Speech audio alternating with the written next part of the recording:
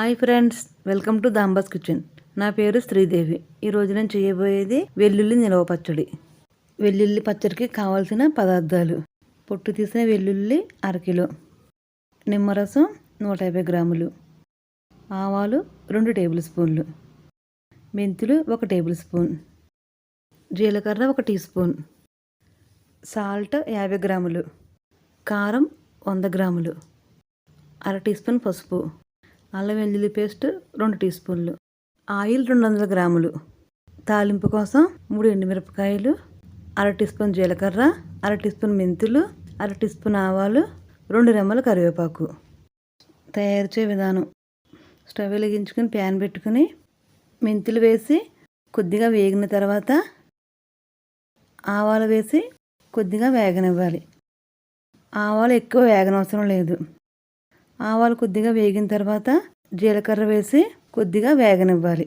కొద్దిగా వేగిన తర్వాత స్టవ్ ఆఫ్ చేసి ఒక ప్లేట్లోకి వేసి చల్లారబెట్టుకోవాలి. చల్లారిన తర్వాత మిక్సీ జార్లో వేసుకుని పౌడర్ చేసుకుని పక్కన పెట్టుకోవాలి. స్టవ్ వెలిగించుకొని ప్యాన్ పెట్టుకుని 3 టేబుల్ స్పూన్ల ఆయిల్ వేసుకోవాలి. వేరుశెనగ నూనె కానీ నువ్వుల నూనె కానీ వేసుకుంటే బాగుంటుంది. నూనె వేడయ్యాక వెల్లుల్లి రేకలు వేసుకుని 1 నిమిషం వేగనివ్వాలి. వెల్లుల్లి రేకలు ఎక్కువగా వేగనివ్వకూడదు.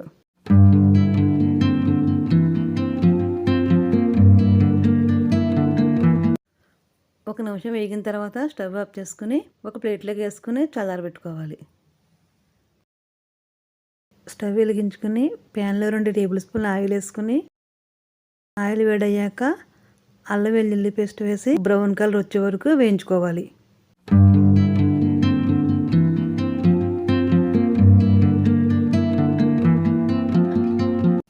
బ్రౌన్ కలర్ వచ్చే వరకు వేయించుకున్న తర్వాత ఒక బౌల్లోకి వేసుకుని చల్లారబెట్టుకోవాలి.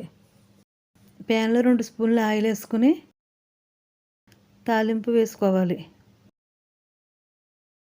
తాలింపు ద్వారగా వేగిన తర్వాత స్టవ్ ఆఫ్ చేసుకుని ఈ తాలింపు చల్లారనివ్వాలి. చల్లారిన వెల్లుల్లి రేకల్లో కారం, పసుపు, ఉప్పు, ఆవాలు, మెంతి పొడి వేసి ఒకసారి బాగా కలుపుకోవాలి.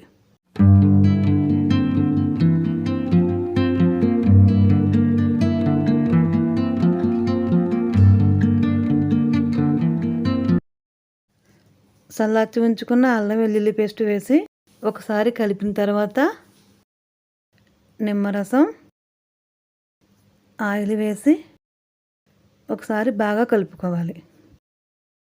ఇలా బాగా కలిపిన తర్వాత చల్లార్చి ఉంచుకున్న తాలింపు వేసి ఒకసారి కలిపిన తర్వాత గాలి తగలకుండా మూత పెట్టి ఒకరోజు ఊరనివ్వాలి.